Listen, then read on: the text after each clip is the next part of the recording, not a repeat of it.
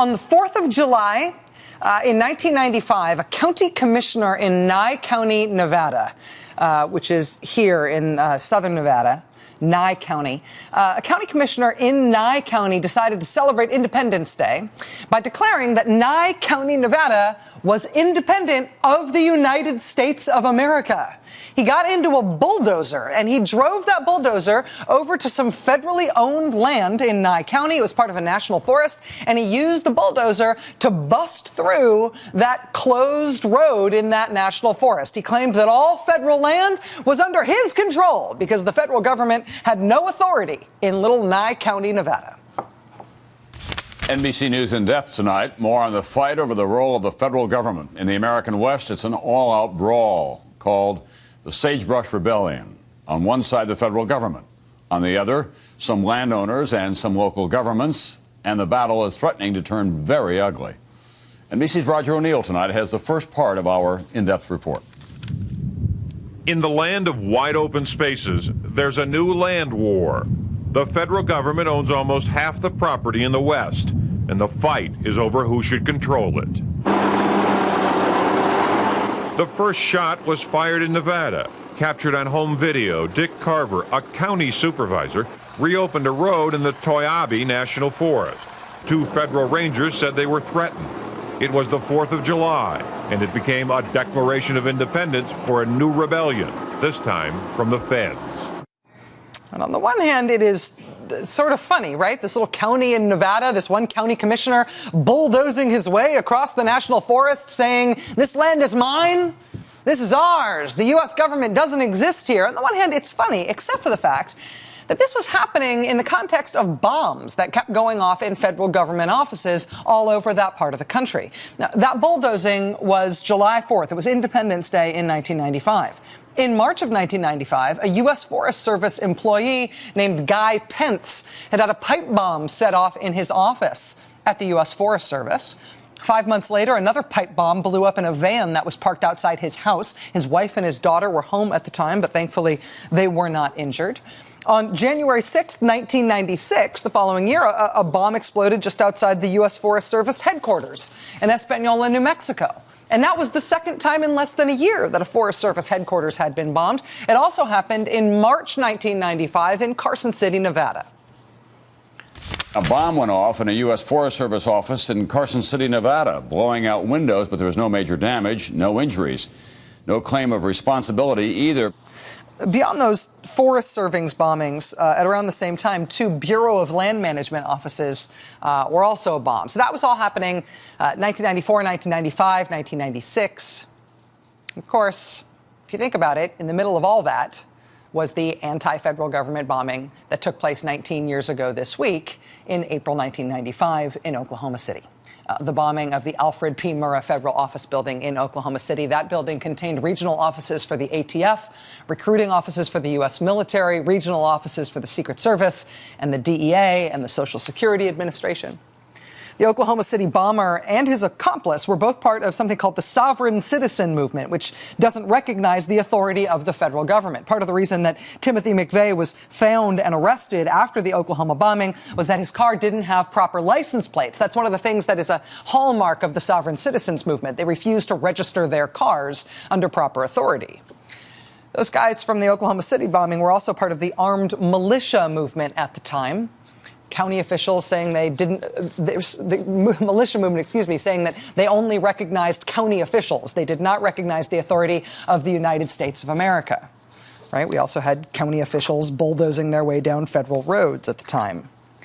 The ongoing bombings of federal offices that not only preceded Oklahoma City, but still kept happening after Oklahoma City. I mean, you look back, what is remarkable about the politics of that time, and which suddenly is newly relevant in today's news, is that at the time, there were these relatively mainstream figures on the American right, mainstream figures, members of Congress, who basically said they went to Washington, they went to Congress to represent these radical splinter groups that said they didn't believe in the existence of the United States of America.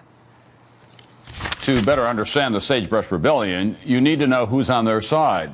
Surprising answers tonight in part 2 of In Depth from NBC's Lisa Myers. I'm Helen Chenoweth. In many ways, Representative Helen Chenoweth is the personification of the Sagebrush Rebellion. My battle is to maintain the culture and the heritage and the lifestyle that we have here in the West. She wants states to take back control of land from the federal government and to weaken environmental regulations and protection of endangered species. Spotted owls are supposed to have 4,000 acres per nesting pair of spotted owls. I mean, I don't even know how they find each other in 4,000 acres, but that's beside the point. If she stopped there, Chenoweth would merely be a conservative with a Western flair. What distinguishes her and some of her freshman colleagues is their firm belief that the federal government has crossed the line, that instead of protecting individuals, it routinely tyrannizes them. Do you believe that federal employees on balance are agents of tyranny? No, I believe the nature of government can be tyrannical and has become tyrannical. Critics accuse her of stirring up fear and pandering to extremists. She appeals to the very far right in Idaho and I think in this country. What really put Chenoweth on the national map, for better or for worse, was her refusal to criticize the militia movement in the wake of the Oklahoma bombing. She still refuses. My responsibility as a congressman is to represent everyone equally, whether I feel entirely comfortable with them, whether they're my best friends or not. Whether she's a pioneer for the West or a standard bearer for extremists, Chenoweth is comfortable in the forefront of what she calls a real rebellion against the federal government. Lisa Myers, NBC News, the Capitol. Helen Chenoweth is long gone. She left Congress in 2000 after confessing to an adulterous affair that she had, even though she had said President Bill Clinton should resign over his adulterous affair. Helen Chenoweth then sadly died in a car accident in 2006. But the politics that made her famous are either back now or they never went away in the first place. Only this time around, they don't just have a few random members of Congress that NBC has to go out to the Capitol and dig out of the far-right fringe of the Republican Party. This time, for those politics, they've got the primetime stars of a big cable news network called the Fox News Channel, which has been very busy for several days now, more than a week now, trying to turn this particular guy into a household name. This is what we the people are asking this morning. Disarm the Park Service.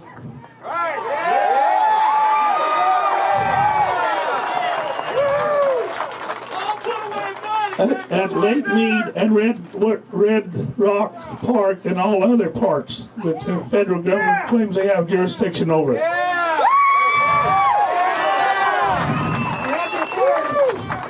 Take your county bulldozers and loaders and tear down the entrance places. You get the county equipment out there and tear those things down this morning. Yes, sir. Do your job, Sheriff. Do your job. Do your job, Sheriff. Do your job, Sheriff. That's what you were elected for. You disarm those Park Service people. We want those arms delivered right here under these flags in 1 hour. And media? Yes, media document. Are you here, media? Yeah.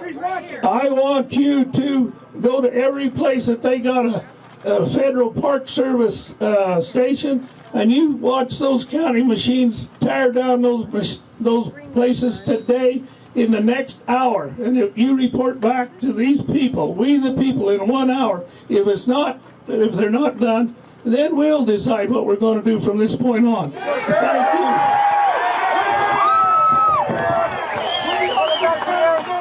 1 hour. You have 1 hour to send the county machines out to tear down the entrance places at the federal land and disarm the federal agents. 1 hour. Media, you document it. This is one of these guys in Nevada who's not recognized the existence of the United States of America.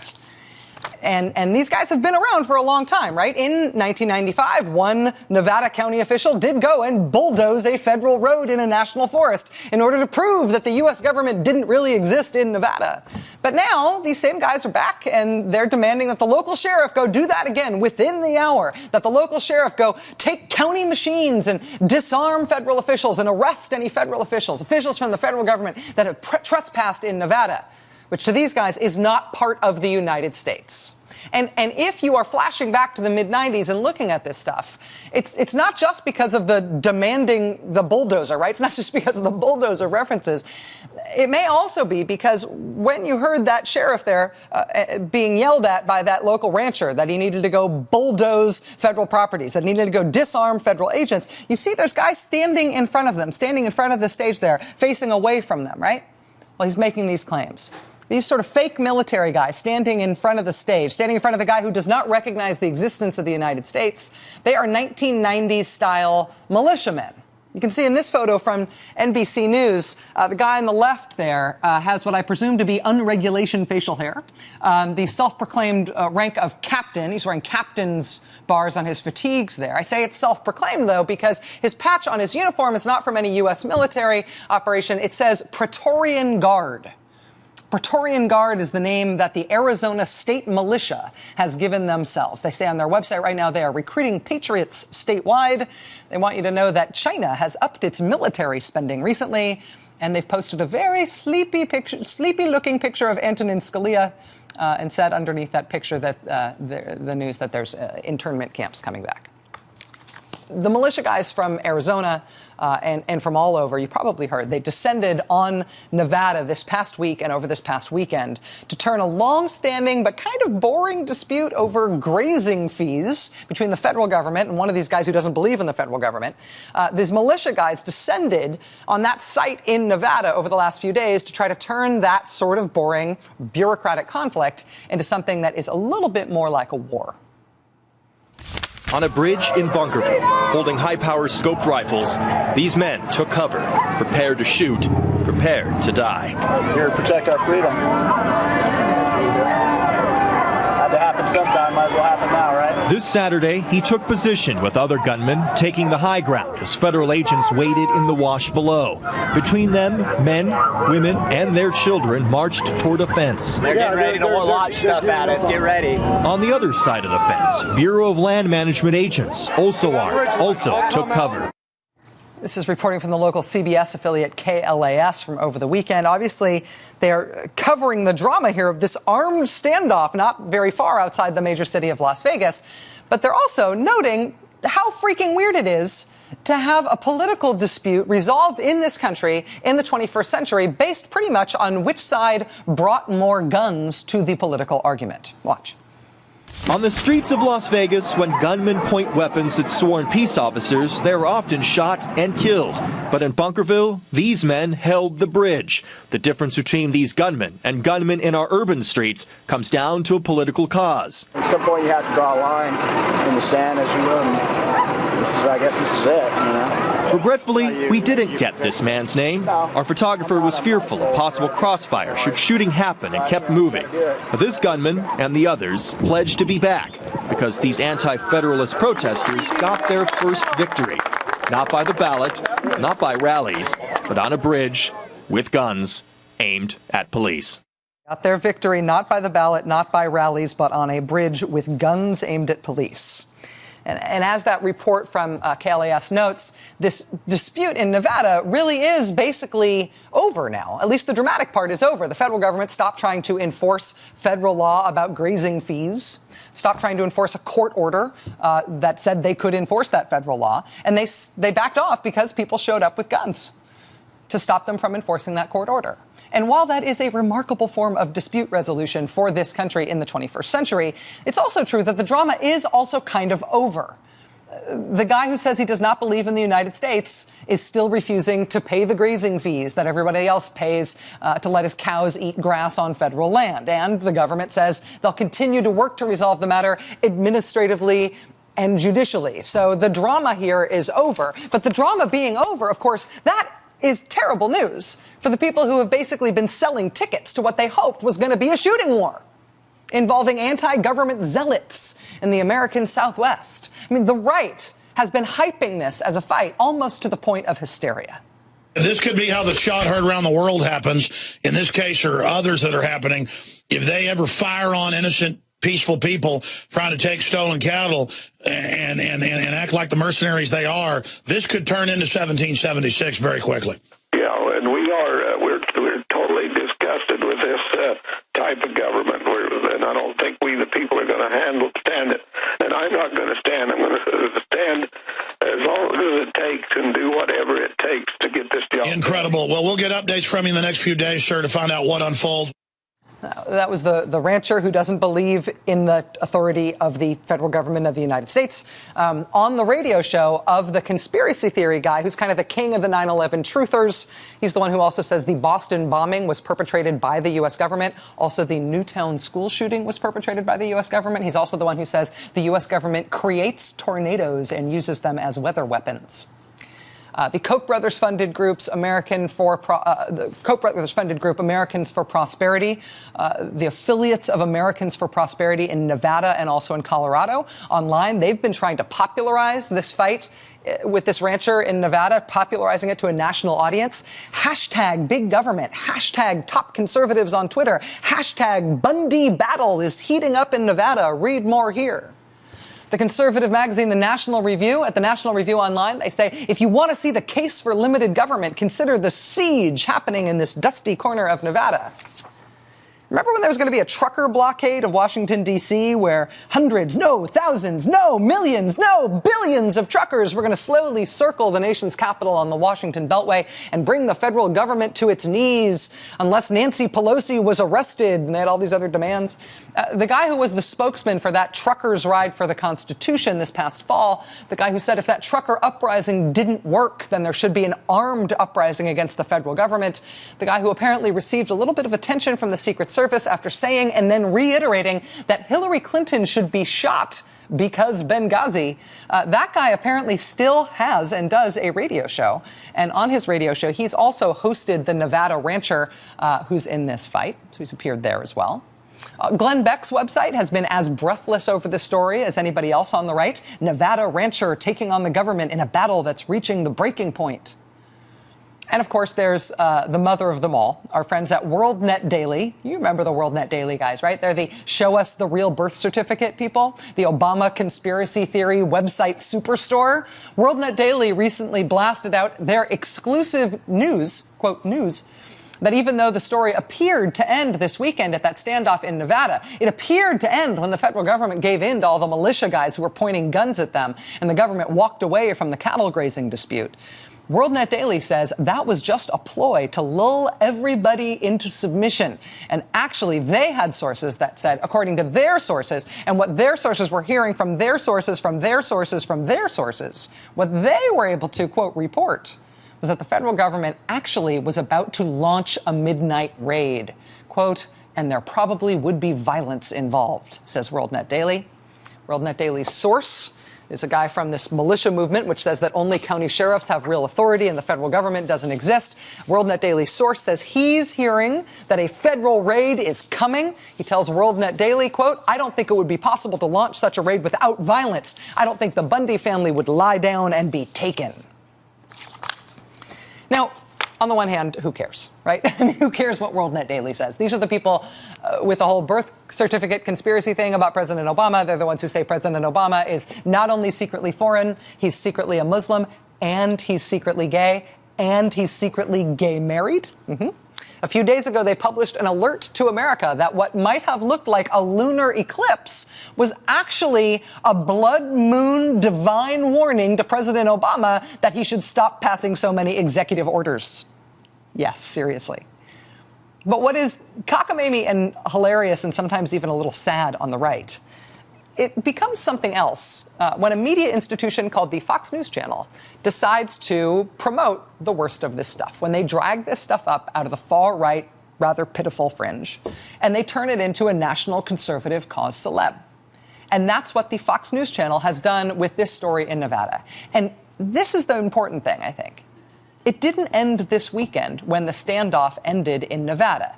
I mean, yeah, they pumped this up until this thing happened. Fox News and all these other right-wing outlets were building up this Nevada rancher who doesn't believe in the U.S. government. They were building him up all last week. The right-wing press, both online and on radio and on Fox News, they were hyping this confrontation. They were turning this guy into a huge hero. But then when there was this big standoff this weekend, and it ended with lots of guns there, but without anybody getting shot, the Fox News channel was palpably disappointed. And since then, they have gone into overdrive, trying to revive the standoff, essentially trying to get the armed standoff going again. The United States government versus the Nevada rancher, Cliven Bundy, and Bundy, with the backing of a grassroots swell from freedom fighters and a slew of TV cameras, successfully got the feds to back down. This is a Fox News alert. The federal government may have surrendered in the battle against Nevada rancher Cliven Bundy, but according to Senator Harry Reid, this, in fact, is not the end. One of the primetime hosts on the Fox News channel last night, and I kid you not, he led his primetime show on Fox with the WorldNet Daily story about how they heard from guys who heard from guys who heard from guys who heard that there is going to be a midnight federal raid on that ranch, and it's going to be a violent one. That was their lead story. I mean, to be clear, the only place that story is coming from is crazy WorldNet Daily. And the rancher, the I don't believe in the U.S. government rancher, came on as Sean Hannity's guest on his Fox News program. And Mr. Hannity asked the rancher about this claim in the WorldNet Daily website about the fact that there's going to be a federal raid on his ranch. And the rancher answered by referencing the fact that we recently had a very suspicious blood moon. Did you hear about that? That maybe there was this suspicious federal blood moon that was made up by the government? I swear this happened. I am not making this up.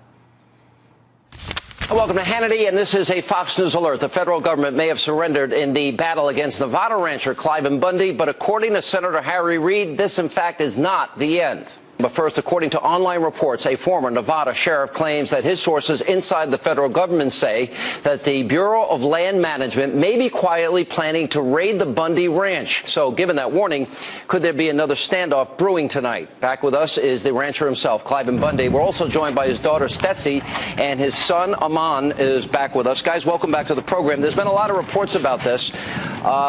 What do you make of the sheriff's comments, Cliven? I really don't know nothing about that. You know, I can say one thing. We had a beautiful moon last night, and I thought, you know, that thing might be fixed up there by the federal government, but I'm not sure. It wasn't different. That was for sure. All right. What do you think about this conspiracy theory that somebody made up over WorldNet Daily? I don't know, but I like that other conspiracy theory from WorldNet Daily, the one about the moon. Okay.